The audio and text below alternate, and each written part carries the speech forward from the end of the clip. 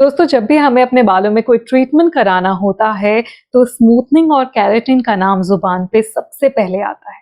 पर केराटिन और स्मूथनिंग जब डिसीजन लेना होता है किस ट्रीटमेंट के लिए हमें जाना चाहिए, तो हम फिर कंफ्यूज हो जाते हैं। फिर हमारे मन में तरह तरह के सवाल आने लगते हैं कि केराटिन अगर करा लेते हैं तो उससे क्या बेनिफिट होगा, और अगर स्मूथनिंग करा लेते हैं तो उससे क्या बेनिफिट होगा, कौन सा बेटर रहेगा। क्योंकि जो प्राइस होती है वो दोनों की लगभग लगभग सेम ही होती है, एक जैसी ही होती है, थोड़ा आगे पीछे होता है। तो आज के इस वीडियो में मैं आपको बताने वाली हूँ केराटिन वर्सेस स्मूथनिंग, या यूं कहें स्मूथनिंग करवाना चाहिए हमें बालों में या फिर केराटिन करवाना चाहिए। स्मूथनिंग से जो इफेक्ट आता है बालों में वही केराटिन से भी कहीं ना कहीं आता है।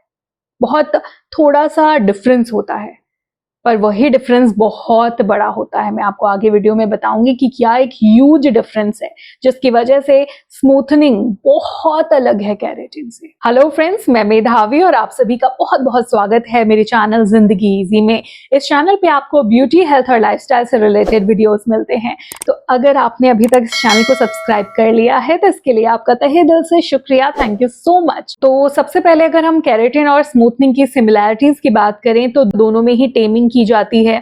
आपके फ्रिज को खत्म किया जाता है, आपके बालों को सॉफ्ट बनाया जाता है, आपके फ्रिज को हटाया जाता है, टैंगल फ्री किया जाता है बालों को। कहीं ना कहीं बाल स्ट्रेट हो जाते हैं आपके दोनों से ही, और आपको शाइनी, सिल्की, मैनेजेबल हेयर मिल जाते हैं।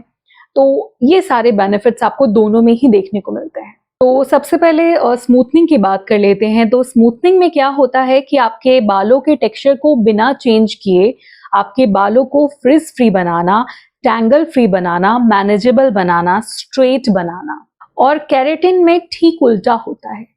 केराटिन में आपके बालों में प्रोटीन को इंड्यूस किया जाता है, प्रोटीन को इंसर्ट किया जाता है। प्रोटीन ट्रीटमेंट है, केराटिन एक तरह का प्रोटीन ट्रीटमेंट है, और ये आपके बालों के टेक्सचर पे काम करता है। तो यहीं पे आपको समझ में आ रहा होगा कितना ह्यूज डिफरेंस है। मतलब यूं कहें कि स्मूथनिंग एक बाहरी दिखावा है, तो केराटिन एक इंटरनल पॉलिशिंग कह सकते हैं। क्योंकि केराटिन हमारे बालों पे एक प्रोटेक्शन शील्ड डाल देता है, जिस वजह से जो पॉल्यूशन होती है बाहर की धूल मिट्टी से भी हमारे बालों को बचाता है।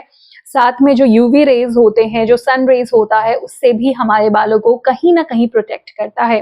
और साथ में प्रोटीन जो है वो हमारे बालों में जाते हैं, तो हमारे बाल कहीं ना कहीं इंटरनली मजबूत बनते हैं, बहुत मैनेजेबल हो जाते हैं, सुंदर बनते हैं। उसके टेक्सचर में काफी ज्यादा लॉन्ग टर्म में इम्प्रूवमेंट देखने को मिलता है। तो स्मूथनिंग के प्रोसीजर में सबसे पहले क्या होता है कि आपके बालों को सैचुरेट किया जाता है, आपके बालों के बॉन्ड को तोड़ा जाता है, जिसकी वजह से आपके जो बाल हैं वो परमानेंटली स्ट्रेट हो जाते हैं। बालों की जो फितरत होती है ना कि वो तुड़ मुड़ जाते हैं, तोड़े मोड़े से हो जाते हैं, वो चीज ही खत्म हो जाती है, डिस्ट्रॉय कर दिया जाता है, जिसकी वजह से वो कभी भी नहीं मुड़ता है, वो स्ट्रेट हो जाता है हमेशा के लिए। जैसे ग्लोबल कभी कलर अगर आपने कराया होगा तो आपने देखा होगा कि ग्लोबल कलर, परमानेंट कलर कभी नहीं हटता बालों से। जैसे जैसे बाल, नए बाल आते हैं वैसे वैसे वो नीचे शिफ्ट होता जाता है, और वहां से नीचे से जब ट्रिम होता है या कटिंग होती है तो फिर वो हटता है।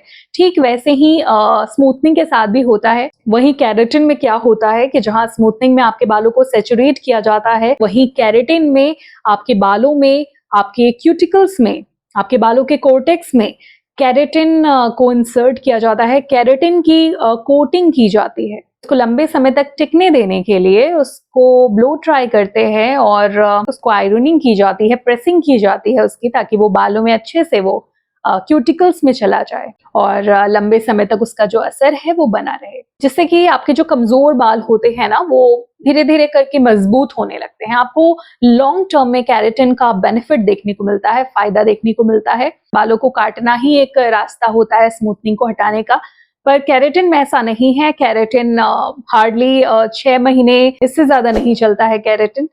इसके बाद केराटिन हट ही जाता है, कहीं ना कहीं आपको दोबारा से कराना पड़ता है। जो स्मूथनिंग हम कराते हैं उसको कराने की जो टाइमिंग है, जो ड्यूरेशन है, वो थोड़ी ज्यादा होती है। जब आप सैलून में जाते हो तो आपको कम से कम 5-6 घंटे का जो वक्त है वो लेकर जरूर जाना चाहिए। वहीं केराटिन आपका हार्डली मैक्सिमम 3 घंटे आपको लेके जाना होता है। 3 घंटे में आपका प्रोसेस डन हो जाता है।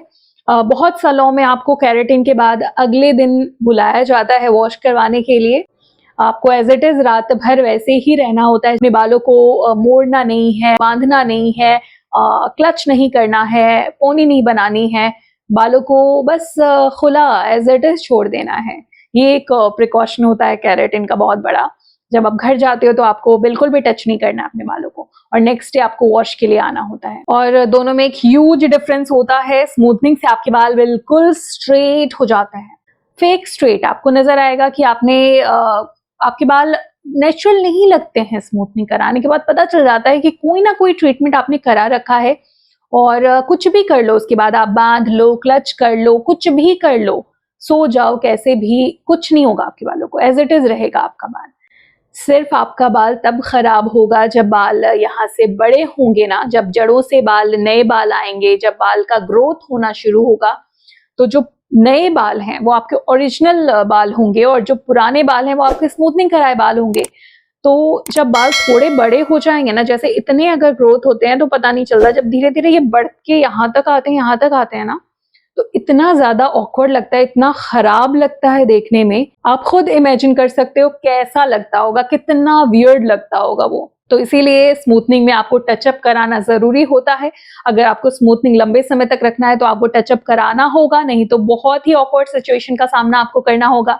वहीं केराटिन में ऐसा कुछ भी नहीं है। केराटिन आपका बिल्कुल नेचुरल जो लुक है वो आपको देखने को मिलेगा। जब आप प्रेसिंग करते हो, बिल्कुल वैसा ही केराटिन से आपको लुक आएगा। और जब नए बाल उगेंगे भी तो कुछ फर्क ज्यादा नजर नहीं आएगा। नए बाल और पुराने बाल में डिफरेंस आपको उतना नहीं पता चलेगा। स्मूथनिंग से एकदम स्ट्रेट हो जाते हैं, वही केराटिन से आपका 30 to 40% ही आपका स्ट्रेट हो पाता है बाल। वो भी सिर्फ और सिर्फ हार्डली 3 महीने तक उसका असर रहता है। 3 महीने के बाद वो जो स्ट्रेट है आपके बाल, जो स्ट्रेट होने का जो असर है वो खत्म हो जाता है कहीं ना कहीं। जैसे स्मूथनिंग से एक फेक लुक आता है, केराटिन से फेक लुक नहीं आता। जिनके स्कैल्प ऑयली हैं उनके लिए केराटिन थोड़ा सा अजीब सा हो सकता है, क्योंकि उनके जो बाल होते हैं ना वो ऑयली होने लग जाते हैं।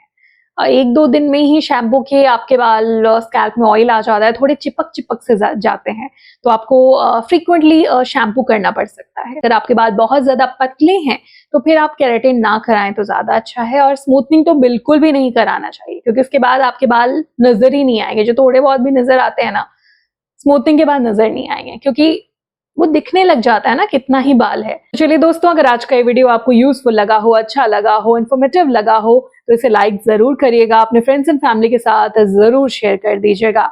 अगर आप मुझसे पर्सनली कनेक्ट होना चाहते हैं तो मुझे इंस्टाग्राम पे जिंदगी इजी पे फॉलो करके डीएम कर सकते हैं। स्मूथनिंग से रिलेटेड, केराटिन से रिलेटेड अगर आपके जहन में कोई सवाल है तो वो आप कमेंट सेक्शन में लिखकर मुझसे पूछ सकते हैं, या फिर आप चाहें तो अपना एक्सपीरियंस भी शेयर कर सकते हैं। मुझे बहुत खुशी मिलेगी। आज के इस वीडियो में बस इतना ही। अपना ख्याल रखिएगा। बाय।